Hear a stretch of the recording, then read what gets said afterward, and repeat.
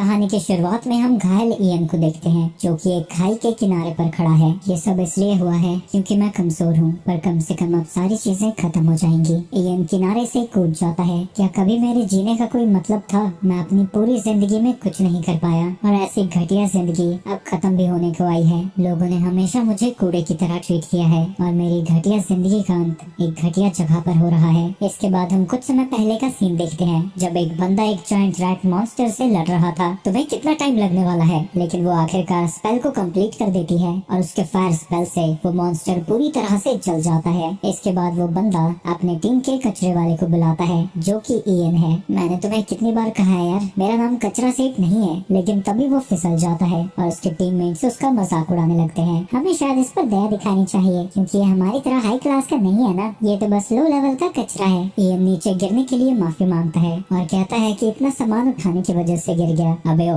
जल्दी कर और उस मॉन्स्टर को अप्रेज कर। इयन की ऑक्यूपेशन लो कॉमन अप्रेजर है। इस दुनिया में गॉडेस ऑफ लाइट जन्म के वक्त ही जॉब देती है और गॉडेस ऑफ डार्कनेस स्किल्स। अपने स्किल्स को ट्रेन करके लोग नई नई एबिलिटीज को सीख सकते हैं, पर जो जन्म के वक्त उन्हें जॉब मिलती है वो बदली नहीं जा सकती। जॉब को 3 टियर्स में डिवाइड किया गया है। सबसे टॉप पर है रेयर, जिसमें बहुत कम लोग होते हैं। इसमें अमीर बिजनेसमैन और मिलिट्री स्ट्रेटेजिस्ट होते हैं। बीच में है हाई टियर, जिसमें उसके टीममेट जैसे लोग होते हैं जिनका नाम जॉइड और जोलिन है। इस क्लास में स्वॉर्ड्समैन, मेजेस और कई लोग होते हैं जो कि लड़ सकते हैं। और लोएस्ट टियर में पेजेंट्स और अप्रेजर होते हैं जो कि लड़ाई के लिए बिल्कुल भी सूटेबल नहीं है। ज्यादातर लो क्लास के लोग अपने माँ बाप के बिजनेस को ही आगे बढ़ाते हैं, लेकिन इयन के केस में उसके माँ बाप की बड़ी जल्दी मौत हो गई थी, तो वो फैमिली बिजनेस को आगे नहीं बढ़ा पाया और इसलिए उसने एडवेंचरर बनने का डिसाइड किया। उसने अमीर बनने का सपना देखा था, पर हमारे हिसाब से कभी होती हैं चीजें। वो अपनी अप्रेजल स्किल का यूज करता है और बताता है कि उस मॉन्स्टर का रैंक एफ है जो कि सबसे लो होता है, पर उसके दांत डी रैंक के हैं। वो उसे निकालने की कोशिश करता है पर नहीं निकाल पाता, तो वो जॉइड की मदद मांगता है। तुमने मुझे समझ के रखा है, मैं ऐसी चीज को हाथ लगाऊंगा। कचरे को छूना कचरे सेठ का काम होता है, तो अपना काम कर। जॉइड इयन को पत्थर से मारता है और जब वो उसे घूर कर देखता है उसका गुस्सा और भी ज्यादा बढ़ जाता है, तो वो उसे खींच कर लात मारता है। तुम्हें पता है ना हम तुम्हें बचा रहे हैं, थोड़ी इज्जत से पेश आया करो। मुझे माफ कर दीजिए, ये दुनिया ही ऐसी है, यहाँ कमजोर का कोई भी नहीं है। आगे जब वो अपना काम कर रहा था, पीछे से वो दोनों फिर से उसकी बेइज्जती करते रहते हैं। ये सब कितना गंदा है, ये तो कोई कचरा ही कर सकता है जो काम है तुम्हारा। मुझे तो देख कर ही घिन आ रही है। छी, सच कह रही है वो। मैं सिर्फ इसी लायक हूँ, सिर्फ मॉन्स्टर के अंदर से काम की चीजें निकालने के। मेरी जिंदगी तो एक नाली के चूहे जैसी है। वो दोनों उसे याद दिलाते हैं कि उन्होंने उसे अपनी पार्टी में सिर्फ इसलिए रखा है क्योंकि वो ऐसी गंदगी अपने बैग में नहीं रखना चाहते और उसे जल्दी करने को कहते हैं। वो लोग जैसा करते हैं वो वैसा करता जाता है क्योंकि उसके पास कोई और चॉइस नहीं है। इसके बाद वो आगे बढ़ जाते हैं जहाँ उन्हें एक मरा हुआ हेल हाउंड मिलता है, तो जॉइड इयन को उसकी बॉडी को चेक करने भेजता है, लेकिन इयन उसे देखकर घबरा जाता है। क्या तुम्हें ये अजीब नहीं लग रहा है? इस तरह का मॉन्स्टर इस एरिया में नहीं होना चाहिए। लेकिन वो उसे लात मार कर उसकी बॉडी के पास भेज देता है और वो दोनों चोमू बात करने लगते हैं कि वो इतने पैसों का क्या करने वाले हैं। इयन को अपने अप्रेजल स्किल से पता लगता है कि उसकी बॉडी पार्ट्स की रेयरिटी बी है। वो उसके बॉडी पार्ट्स को निकाल ही रहा था, तभी जॉइड नोटिस करता है कि सामने एक और हेलहाउंड है। अबे वो कचरा सेठ, उसे भी अप्रेज करके आ। लेकिन उसे देखकर इयन डर जाता है। गिल्ड के मैप के हिसाब से यहाँ सिर्फ एक रास्ता होना चाहिए। यहाँ कुछ ठीक नहीं है, हमें वापस चलना चाहिए। साले तुझे पता ही क्या है, तूने जाना है तो जा, लेकिन मैं तुझे एक फूटी कौड़ी नहीं दूंगा। तेरे पास आखिरी मौका है, अगर तू कमाना चाहता है तो हमारे साथ आना पड़ेगा। एक अप्रेजर को बहुत कम पार्टीज अपनाती हैं। अगर मुझे जॉइड ने निकाल दिया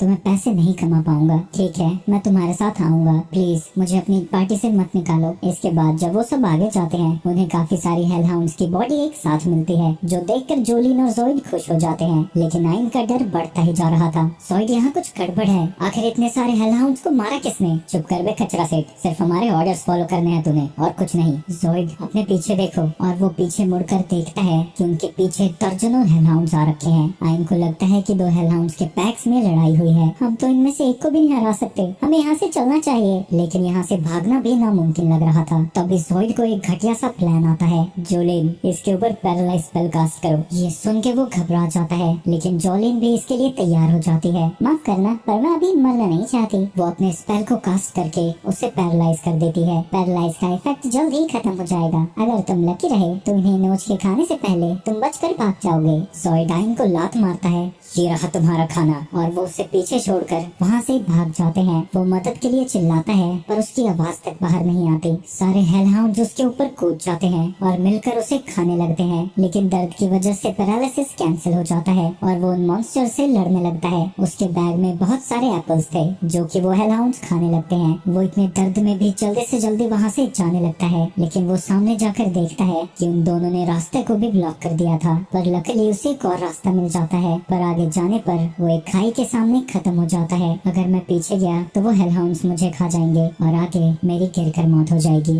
अपने ऑप्शंस के बारे में सोचकर वो खुद पर ही हंसने लगता है। मैं एडवेंचरर अपनी जिंदगी बदलने के लिए बना था और हर दिन बस मेरी बेइज्जती हुई। मैं सर झुकाकर सब कुछ सुनता रहा, लेकिन अंत में मुझे उन्होंने भी छोड़ दिया। ये सब कुछ मेरे अप्रेजल स्किल की वजह से हुआ है। जिसके बाद वो खाई में कूद जाता है। आगे इयन कहीं बेहोश पड़ा था। उसके पास एक लड़की आती है और उसके माथे को चूमती है। कुछ समय बाद जब उसे होश आता है, वो देखता है कि वो जिंदा है और उसकी सारी इंजरीज हील हो चुकी हैं। वो देखता है कि उसके पास में ही एक बड़ा सा पेड़ है और वो चारों तरफ से पानी से घिरा हुआ है। जो पानी वहाँ से गिरता है वो उसके ऊपर अपनी अप्रेजल स्किल का यूज करता है। अरे बाप रे, ये पानी एस रैंक का है। और पेड़ के अप्रेजल करने पर उसे पता लगता है कि वो कोई नॉर्मल पेड़ नहीं बल्कि वर्ल्ड ट्री है। ये सच में एग्जिस्ट करती है। कहा जाता है कि बहुत सालों पहले दुनिया में सिर्फ एक वर्ल्ड ट्री था जो कि माना को प्रोड्यूस करता था। इसी से लोग माना को ऑब्जॉर्ब करते थे और अपने मैजिक को कास्ट करते थे। लेकिन कई सालों पहले ये पेड़ सूख कर खत्म हो गया और लोगों को समझ नहीं आया कि दुनिया में अभी तक माना है कैसे। रिसर्चर्स को लगा कि और भी वर्ल्ड ट्रीज होंगे, लेकिन सारी दुनिया छानने के बाद उन्हें एक भी ट्री नहीं मिला। मिलता भी कैसे? भला किसी डंजन में कोई इतना नीचे आता भी क्यों? वो अपनी जान बचाने के लिए उस पेड़ का शुक्रिया अदा करता है। तभी उसे एक लड़की की आवाज सुनाई देती है, लेकिन उसे आसपास देखने पर कोई भी दिखाई नहीं देता।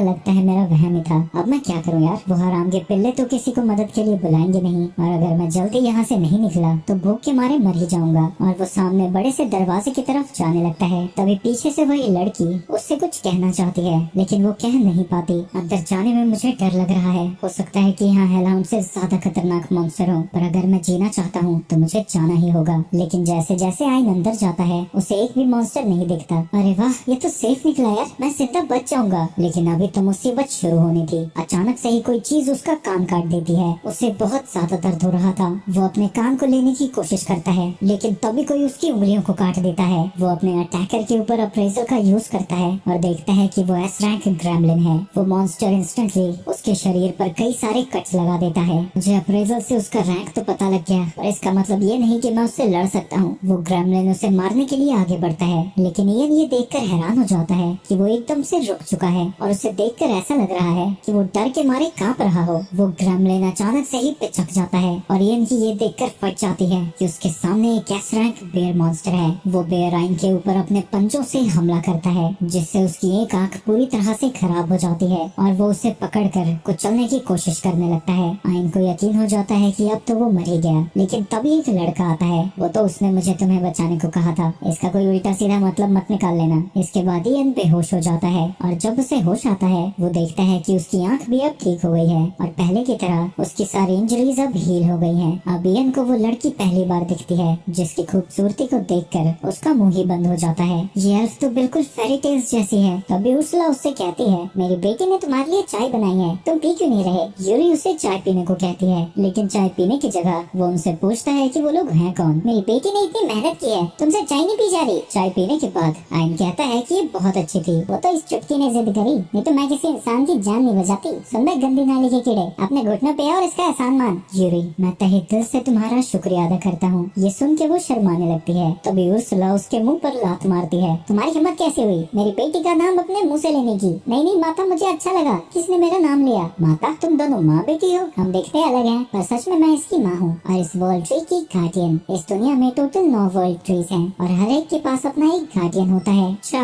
मतलब आप लोग यहीं रहते हैं? जब से यूरी जड़ से निकली है मैं यहीं पर रहती हूँ। जड़ से निकली है? क्या ये एक एल्फ नहीं है? नहीं, ये वर्ल्ड ट्री की स्पिरिट है। अच्छा, तभी ना वो इतनी सुंदर है। पर यूरी को समझ नहीं आता कि वो कॉम्प्लीमेंट को हैंडल कैसे करे। अरे ओ चिरकुट, अपने हाथ अपने पास रख। और ये जो मैंने तेरी आंख बनाई है उससे मेरी बेटी पर ही नजर रखता है। आंख से याद आया, मेरी आंख और मेरी पूरी बॉडी ठीक कैसे हो गई? तुम्हारी इंजरीज ट्री की बूंदों से ठीक हो गई, पर वो तुम्हारी आंखों को दोबारा नहीं बना पाई। तो ट्री के एक हिस्से का यूज करके मैंने बड़ी मेहनत से तुम्हारी आंख को बनाया है, और ये सब मैंने तुम्हारे लिए नहीं किया है, समझे? सिर्फ यूरी ने कहा इसलिए मुझे करना पड़ा, क्योंकि तुम बहुत काइंड हो और तुमने मेरा शुक्रिया अदा भी किया है। यहाँ पर पहले भी कई लोग गिर चुके हैं, लेकिन सबके सब चूजे थे। उन्होंने कभी भी वर्ल्ड ट्री यानी यूरी का शुक्रिया अदा नहीं किया, बल्कि अपने फायदे के लिए इसकी टहनियों को तोड़कर ले गए। पर जब तुमने उसका शुक्रिया अदा किया, वो सुनकर वो बहुत खुश हुई। दांत क्या दिखा रहा है बे? तेरी जान बच गई है ना? भाग यहाँ से। पर माता श्री, बाहर तो खतरा है, ये कैसे जा पाएगा? आप कुछ कीजिए ना। मेरी बच्ची, तुझे पता है ना, मैं गार्डियन के तौर पर ज्यादा दूर नहीं जा सकती।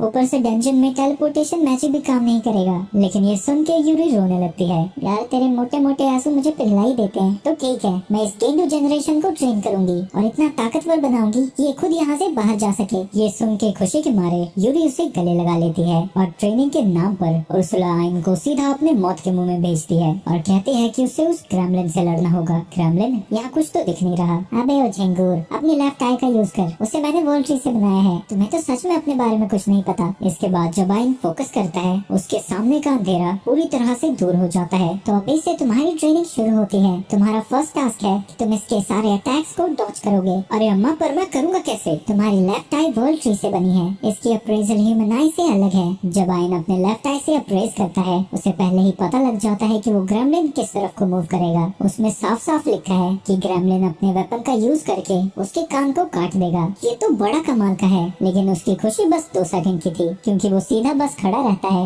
और ग्रेमलिन उसके कान को काट देता है। वो दर्द के मारे इधर उधर पलटने लगता है और उर्सुला उसे बताती है कि एक स्पिरिट आए एक ह्यूमन हाई से कहीं ज्यादा अप्रेज कर सकती है। इयन का काफी ज्यादा खून बह जाता है, तो वो जल्दी से उसे हील करती है, जिससे उसका कान पूरी तरह से ठीक हो जाता है। तुम्हें कितनी भी चोट लगे, मैं उसे इंस्टेंटली हील कर दूंगी, तो अपनी ट्रेनिंग पर सीरियस हो जाओ। जिसके बाद वो फिर से अपने अप्रेजल स्किल का यूज करता है और वो देखता है कि वो मॉन्स्टर उसके लेफ्ट लेग पर हमला करेगा। मेरे रिफ्लेक्स इतने तेज नहीं है कि मैं इसे डॉज कर पाऊँ। काश मुझे टाइम भी पता लग जाता। 1 सेकंड, मुझे ह्यूमन से बढ़कर सोचना होगा। और इसके बाद जब वो फिर से अप्रेस करता है, उसे टाइम भी दिख जाता है। वो मॉन्स्टर 5 सेकंड में उसके पैर पर हमला करेगा। इयन काउंट करना शुरू कर देता है और उसकी टाइमिंग बिल्कुल परफेक्ट थी, जिससे वो उसके हमले से बच जाता है। मैंने एक एस रैंक मॉन्स्टर का अटैक डॉज किया। उर्सुला, आपने देखा? लेकिन उस बैल बुद्धि की हरकतों की वजह से ग्रेमलिन फिर से उस पर हमला कर देता है। तुम ये उठ पटांग हरकतें करना बंद करोगे? तुम्हें तब तक ट्रेन करना होगा जब तक तुम्हारी अप्रेजल स्किल वैसी नहीं लगती जैसे कि तुम्हारे लिए सांस लेना है।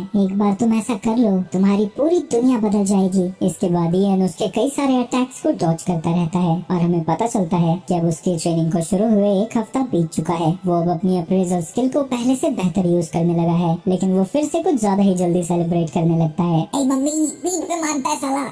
मैंने सही सुना था, दर्द सबसे बेहतर टीचर होता है। आप थोड़ा जरूरत से ज्यादा नहीं इसे एंजॉय कर रहे हो। वो उसे हील करके बताती है कि अब ट्रेनिंग के नेक्स्ट स्टेप पर जाने का टाइम आ चुका है, जिसमें उसे ग्रेमलिन को हराना होगा। पर मेरे पास तो कॉम्बैट जॉब है ही नहीं। मुझे ये पता है, तुम्हें अपनी स्किल पर नहीं, अपनी स्पिरिट टाइप पर रिलाई करना होगा। वो उसे एक वुडन स्वॉर्ड देती है जो कि वर्ल्ड ट्री से बनी थी और कहती है कि उसे यूरी ने कहा था कि वो इसे आइन को दे। अपनी ही टहनी को तोड़ने का दर्द उसने सहा है सिर्फ तुम्हारे लिए, तो ये अगर कभी भी टूटा तो मैं तुम्हें तोड़ दूंगी। इसके बाद वो उससे लड़ने के लिए तैयार हो जाता है। अप्रेजल से उसे पता लग जाता है कि वो कहाँ पर हमला करेगा, लेकिन जैसे ही वो उस पर अटैक करता है, वो उसे डॉज कर लेता है। इसके बाद वो बार बार उसके हमले को डॉज ही कर रहा था, तो उर्सुला उसकी मदद करती है। स्पिरिट आई उसकी मूवमेंट के अलावा और भी चीजों का पता लगा सकती है। अप्रेजल से मुझे ये तो पता लग जाता है कि वो कहाँ हमला करने वाला है। अब मुझे ये पता लगाना होगा कि वो किस डायरेक्शन से आएगा। जिसके बाद वो अपनी स्पिरिट आई पर सुपर अप्रेस का यूज करता है। ये तो बिल्कुल मूव नहीं कर रहा। 1 सेकंड, लगता है जब मैं ट्रैजेक्टरी को अप्रेस करता हूँ, मैं अपने अपोनेंट की मूवमेंट को स्लो मोशन में देख सकता हूँ। इसकी मदद से वो ग्रेमलिन पर फाइनली हमला कर पाता है।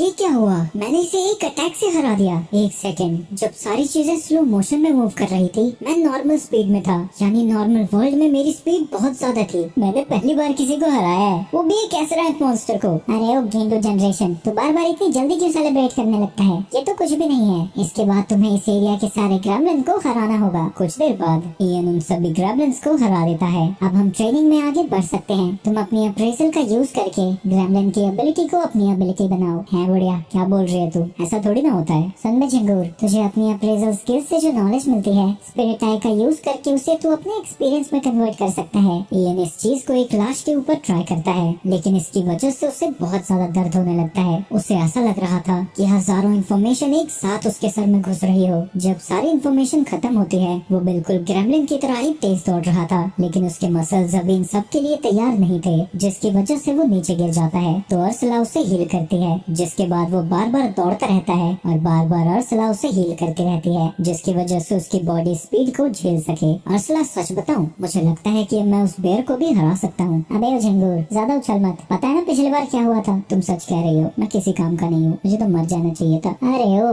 डिप्रेशन की दुकान, शांत हो, मैं तुझे अपनी स्किल सीखने को दूंगी। क्या सच्ची? आपके पास कौन सी एबिलिटी है? तभी अर्सला अपने मैजिक से उसके मुंह को झुलसा देती है। मेरे पास कैंसल चैंट है, तो मैं बिना मंत्रों को पढ़े मैजिक को कास्ट कर सकती हूँ। अगर मैं इतनी जल्दी मैजिक कास्ट कर पाया, फिर तो मुझे कोई नहीं हरा पाएगा। चलो अच्छी बात है, जल्दी से इसे सीख जाओ। इयन उसकी स्किल को अप्रेज करता है और उसे फिर से दर्द होने लगता है और उसका पूरा शरीर जलने लगता है। अर्सा उसे फिर से हील करती है और इयन दोबारा से अप्रेज का यूज करता है, लेकिन वो सिर्फ डिस्कार्ड इनकांटेशन ही सीख पाता है। 5 दिन तक ऐसे ट्रेनिंग करने के बाद इयन समझ जाता है कि इतना आसान नहीं होने वाला, क्योंकि उसकी जॉब मैजिक से रिलेटेड नहीं है, तो उसकी मैजिक कैपेसिटी बहुत कम है और वो तुरंत ही बेहोश होता रहता है। जब उसका मैजिक खत्म हो जाता था, यूरी बूंद का यूज करके उसे हील करती है, जिससे उसकी मैजिक कैपेसिटी भी बढ़ने लगती है। पर ऐसा तभी होता है जब जिस पर बूंद गिराई जा रही है, वो अपने अंदर से माना पूरी तरह से खत्म कर दे। और ऐसा लगातार 1 महीने करने के बाद इयन कई सारे फायरबॉल्स एक साथ शूट कर सकता है और साथ ही कई मिड लेवल स्पेल्स भी कास्ट कर पाता है। और अब उसे लगता है कि वो अगले स्टेप के लिए तैयार है। तो अर्सला उसे बदला लेने के लिए उसी बेर के पास लेकर जाती है। तुम्हारी फटी क्यों पड़ी है? तुम भले ही अभी भी कमजोर हो, लेकिन पहले के मुकाबले तुम बहुत ज्यादा स्ट्रॉन्ग हो। लेकिन वो फिर भी वहाँ से नहीं हट रहा था, तो वो लात मार कर उसे अंदर भेज देती है। वहाँ जाते ही इयन काफी सारे फायरबॉल से उसके ऊपर हमला कर देता है, लेकिन उसका एक भी हमला बेर को नहीं लगता। हाँ, पर उससे वहाँ धुआं जरूर हो जाता है। वो अपनी स्पीड का यूज करके उसके पास पहुँच जाता है और सुपर अप्रेज का यूज करता है, जिससे सारी चीजें स्लो मोशन में चलने लगती है और विंड स्टॉर्म अटैक का यूज करके उस बेर को काफी ज्यादा इंजर्ड कर देता है। इसकी वजह से बेर को गुस्सा आ जाता है। मेरे स्पेल्स बहुत कमजोर हैं, क्योंकि मैं एक नेचुरल मैजिक यूजर नहीं हूँ, तो एक अटैक से कुछ भी नहीं होने वाला। तो इयन बहुत सारे फायरबॉल से उसके ऊपर हमला करता रहता है और वो ये देखकर हैरान हो जाता है कि वो डेथ बेयर आखिरकार हार चुका था। क्या ये सच में इतने कमजोर होते थे? नहीं, मेरी ताकत बड़ी है। इसके बाद वो उस डेथ बेयर की स्किल्स को अप्रेज करता है और उसकी S+ rank skill steel cutter को अब्सॉर्ब कर लेता है, जो उसके अटैक्स को और भी ज्यादा मजबूत और तीखे बना देंगे। अर्सला उसे बताती है कि उसकी ट्रेनिंग अब पूरी हो चुकी है और अब वो अपने आप डंजन को क्लाइंब कर सकता है। इसके बाद वो उसे वर्ल्ड ट्री के पास वापस लाती है। हमने तुम्हारी जितनी मदद की है, तुम्हें तो हमारे पैर धो के पीने चाहिए। और वो उसे जाने से पहले एक और गिफ्ट देती है, जो कि वर्ल्ड ट्री का बचा हुआ कोर है। ये तो बहुत वैल्यूएबल है, मैं इसे कैसे ले सकता हूँ? ये तुम बस एक लोन जैसा समझो, जैसे ही तुम मर जाओगे ये हमारे पास वापस आ जाएगी। वो अपनी मैजिक पावर का यूज करके उस कोर को आइन की स्पिरिट आई के साथ फ्यूज कर देती है, लेकिन उसे कोई भी फर्क महसूस नहीं हो रहा था। इस आग की पावर्स को पता लगाने में तुम्हारे जैसे गधे को बहुत ज्यादा समय लगेगा। आइन यूरी को ढूंढने लगता है ताकि वो उसका शुक्रिया अदा कर सके, लेकिन वो उसे कहीं नहीं दिखती। यूरी कहाँ चली गई? तभी उसकी आई से यूरी उसे जवाब देती है और थोड़ी देर में ही उसके सामने प्रकट हो जाती है। आइन को समझ नहीं आता कि यहाँ हो क्या रहा है, तो अर्सला उसे समझाती है क्योंकि तुम्हारी आंखों में वर्ल्ड ट्री का स्पिरिट कोर है, तो वो बेसिकली स्पिरिट ट्री की रिप्लेसमेंट है। तो यूरी तुम्हारी आंखों में रह सकती है, तो चाहे तुम जहाँ भी जाओ यूरी हमेशा तुम्हारे साथ रहेगी। यूरी एक्साइटेडली उससे कहती है कि वो वर्ल्ड ट्री ड्रॉप्स का यूज करके उसकी सारी इंजरीज और बीमारियों को ठीक कर देगी। क्या वर्ल्ड ट्री की स्पिरिट का मेरे साथ जाना सही होगा? ये सुनते ही अर्सला उसके मुंह पर लात मारती है। मैं एक नीच ह्यूमन के साथ अपनी बेटी को कैसे भला भेज सकती हूँ? पर मैं ये भी चाहती हूँ कि वो दुनिया घूमे और नई दोस्त बनाए, इसलिए मैं तुम्हें इसे सौंप रही हूँ, क्योंकि भले ही तुम्हारा दिमाग मूंगफली बराबर है, पर तुम अच्छे इंसान हो। आइन उससे कहता है कि वो यूरी का ध्यान रखेगा। इसके बाद वो उसके हाथ पर एक टैटू बना देती है, जो कि इन्फिनिट स्टोरेज स्पेल है। इसके बाद वो एक स्पिरिट स्वॉर्ड निकालती है, जिसे कि उसने यूरी के दिए हुए रॉ मटेरियल से बनाया था, और आइन से कहती है कि वो उसे स्टोरेज में डाल ले, लेकिन इससे पहले कि वो डाल सकता, वो उस तलवार से उसकी दूसरी आंख भी फोड़ देती है और जबरदस्ती उसके मुंह में एक मैजिक स्टोन डाल देती है ताकि वो उसकी टूटी हुई आंख को रिप्लेस कर सके। आइन उससे पूछता है कि उसने किया क्या? तुम्हारी दूसरी आंख सेज स्टोन से रिप्लेस हो गई है, जो कि हमारे ब्रेन्स को कनेक्ट कर देगी। इसका यूज करके हम जब मर्जी बात कर सकते हैं और मैं वो सब कुछ देख सकती हूँ जो तुम देखोगे। अगर तुम मेरी बेटी के ज्यादा करीब गए तो मैं तुम्हें ढूंढ कर निकालूंगी और तुम्हें चांद से मार दूंगी। एक बार हम सरफेस पर चले जाएं तो क्या तुम्हारा कोई प्लान है? यूरी बताती है कि वो अपनी बहनों से मिलना चाहती है। ओरिजिनली एक ही वर्ल्ड ट्री थी, लेकिन वो 9 हिस्सों में बट गई और यूरी उनमें से एक है और बाकी की वर्ल्ड ट्रीज उसकी बहनें। आइन प्रॉमिस करता है कि वो सारी दुनिया घूमेंगे ताकि यूरी अपनी बहनों से मिल सके। इसके बाद वो अपनी जर्नी पर निकल जाता है। अर्सला उसे बताती रहती है कि उसे कौन सा रास्ता लेना चाहिए और साथ ही किस तरह के मॉन्स्टर से वो भिड़ने वाला है। वहीं आइन देखता है कि अब एस रैंक मॉन्स्टर्स को हराना काफी आसान हो चुका है और उनकी एबिलिटीज को अब्सॉर्ब करने पर उसे सर दर्द भी नहीं होता, क्योंकि यूरी इंस्टेंटली उसे हील कर देती है। कुछ देर में ही वो बॉस रूम के पास पहुंच जाता है और अर्सला उसे बताती है कि जब तक वो बॉस को नहीं हरा देता बाकी के फ्लोर्स के रास्ते नहीं खुलेंगे। क्या मैं इसे हरा पाऊंगा? ये बाकी के मॉन्स्टर से कहीं ज्यादा ताकतवर होगा। पर यूरी और अर्सला उससे कहते हैं कि वो खुद पर भरोसा रखे। थोड़ी बहुत मोटिवेशन आने के बाद वो बॉस के रूम में एंटर कर जाता है और उसके सामने ही डंजन का कोर था। अचानक से ही उनके सामने एक समनिंग सर्कल आ जाता है जिसके अंदर से एक बड़ा सा स्टोन गोलम निकलता है। यूरी जल्दी से मेरी आंखों में वापस आ जाओ। और वो दौड़ता हुआ गोलम की तरफ जाने लगता है। वो उसके पहले अटैक को बड़ी ही आसानी से डॉज कर लेता है, लेकिन उसके बाद वो गोलम एक भारी भरकम पंच मारता है। जो स्किल्स उसने अब्सॉर्ब की थी उनमें से एक का यूज करके वो अपने हाथों को स्टील जितना मजबूत कर लेता है। पर वो पंच इतना ज्यादा पावरफुल था कि उसके पैरों के मसल्स फट जाते हैं। यूरी उसी वक्त उसे हील कर देती है, जिसके बाद वो डिसॉल्विंग पॉइजन स्किल का यूज करता है जो उसे बड़े से स्नेक को मारने के बाद मिला था। उस स्किल की वजह से गोलम का हाथ ही पिघल जाता है और इससे उसका गुस्सा 7वें आसमान पर चला जाता है और वो पागलों की तरह आइन के ऊपर हमला करने लगता है। वो उसके सभी हमलों से बचता हुआ एक बड़े से पत्थर के पीछे छुप जाता है। मैं ऐसे तो उसके पास ही नहीं जा पाऊंगा। तुम अब अल्टीमेट स्पेल का यूज कर सकते हो क्योंकि तुम्हारे पास अब काफी माना है। तो आइन उसके सामने चला जाता है और उसी स्पेल को कास्ट करने लगता है। वो स्पेल इतना ज्यादा पावरफुल था कि उससे वो मॉन्स्टर पूरी तरह से पिघल जाता है। उसे यकीन नहीं होता कि अब वो इतना कुछ कर सकता है। यूरी उसकी बॉडी से बाहर आती है और उसे हील करने लगती है। आइन उसका हाथ पकड़ के उसका शुक्रिया अदा करती है, जिसकी वजह से वो शर्मा जाती है, जो कि अर्सला को बिल्कुल पसंद नहीं आता। और वो उससे कहती है कि वो गोलम को अप्रेस करे। उस गोलम की बॉडी को अप्रेस करने पर उसे कई सारे हाई लेवल ऑफेंसिव और डिफेंसिव मैजिक मिलते हैं। तुम डंजन कोर को भी अप्रेस कर सकते हो। क्या ऐसा करना सेफ होगा? तभी वो कोर के सामने टेलीपोर्ट हो जाती है और उसके लिए उस कोर को अप्रेस करती है। उसे पता लगता है कि वो वर्ल्ड ट्री के स्पिरिट कोर जैसा ही है और उसका यूज करके आइन की प्रोस्थेटिक आई को और ज्यादा ताकतवर बना देती है। तुम और भी डंजन बॉसेस को हरा सकते हो और कोर का यूज करके अपनी स्पिरिट आई की पावर्स भी बढ़ा सकते हो, जिससे तुम्हारी ताकत भी और ज्यादा बढ़ जाएगी। इसके बाद वो तीनों बॉस रूम से बाहर आ जाते हैं क्योंकि डंजन कोर गायब हो चुका है। अब ये पूरी तरह से सील है, यानी वर्ल्ड ट्री तक जाने का रास्ता अब बंद हो गया है और जिस खाई से तुम गिरे थे वो भी अब बंद हो गया होगा। यानी अब कोई भी वर्ल्ड ट्री तक नहीं जा सकता और मुझे वहाँ रहकर उसे प्रोटेक्ट करने की कोई जरूरत नहीं है। यानी मैं तुम दोनों के साथ आ सकती हूँ। कुछ देर में ही वो सरफेस पर पहुँच जाते हैं। वहीं दूसरी तरफ किसी बार में ज़ोइड कहानी सुनाने लगता है। डंजन में हम बहुत सारे हेलहाउंड से घिर गए थे। हमें लगा था कि हम नहीं बचेंगे, पर आइन ने खुद को सैक्रिफाइस कर दिया ताकि हमें वो बचा सके। पर मैं उसे बचाने के लिए कुछ नहीं कर पाया। उसकी नौटंकी चल ही रही थी, तभी उसके सामने आइन आ जाता है। तुम जिंदा कैसे हो? मैंने बस सारे मॉन्स्टर्स को हरा दिया। लेकिन ज़ोइड को उसकी बातों पर यकीन नहीं होता। बाकी के एडवेंचरर्स उससे कहते हैं कि उसे तो खुश होना चाहिए कि वो जिंदा है। ये छुछुंदर झूठ बोल रहा था। ज़ोइड और जोलीन ने मुझे पैरालाइज कर दिया था और जानबूझकर चारे की तरह वहाँ छोड़कर भाग निकले। ये सुन के सारे एडवेंचरर्स भड़क जाते हैं और जो चीज उनके हाथ में लगती है वो उसके ऊपर फेंकने लगते हैं। लेकिन आइन उन सभी को रोकता है। चाहे कुछ भी हो, ज़ोइड ही वो अकेला एडवेंचरर है जिसने मुझे अपनी पार्टी को ज्वाइन करने दिया। सभी चीजों के लिए तुम्हारा शुक्रिया। जिसके बाद वो वहाँ से चला जाता है। ये सब देखकर सभी लोग हैरान हो जाते हैं क्योंकि उसकी पर्सनालिटी पहले से बिल्कुल उल्टी है। इसके बाद वो तीनों अलग अलग डंजन्स को एक्सप्लोर करने लगते हैं और बॉस मॉन्स्टर्स को हराकर डंजन के कोर को अब्सॉर्ब भी करते हैं। वो हर डंजन के अंदर वर्ल्ड ट्री की खोज करते हैं, लेकिन ऐसे ही कई महीने करने के बाद उन्हें कुछ भी नहीं मिलता। वो ऐसे ही एक डंजन से बाहर आ रहे थे, तभी उन्हें कुछ चीखें सुनाई देती है और वहाँ पहुँचने पर उन्हें पता लगता है कि कुछ मॉन्स्टर्स एक कैरेज पर अटैक कर रहे हैं। आइन बड़ी ही जल्दी सभी मॉन्स्टर्स को मार गिराता है, जिसके बाद वो उनकी एबिलिटीज को भी अब्सॉर्ब कर लेता है। वहीं यूरी और अर्सला इंजर्ड सोल्जर्स को हील करती हैं। आइन वहाँ एक लड़की को देखने जाता है जो कि आइन को देखते ही उस पर लट्टू हो जाती है और उसे गले लगाकर उसे हीरो कहने लगती है। आइन को समझ नहीं आता कि यहाँ सब चल क्या रहा है, जिसके बाद उसे पता लगता है कि उस लड़की का नाम क्लॉडिया है और वो किंगडम की 3rd प्रिंसेस है और जो बंदा उसके साथ है उसका नाम जैस्पर है, जो कि मर्चेंट गिल्ड का लीडर भी है।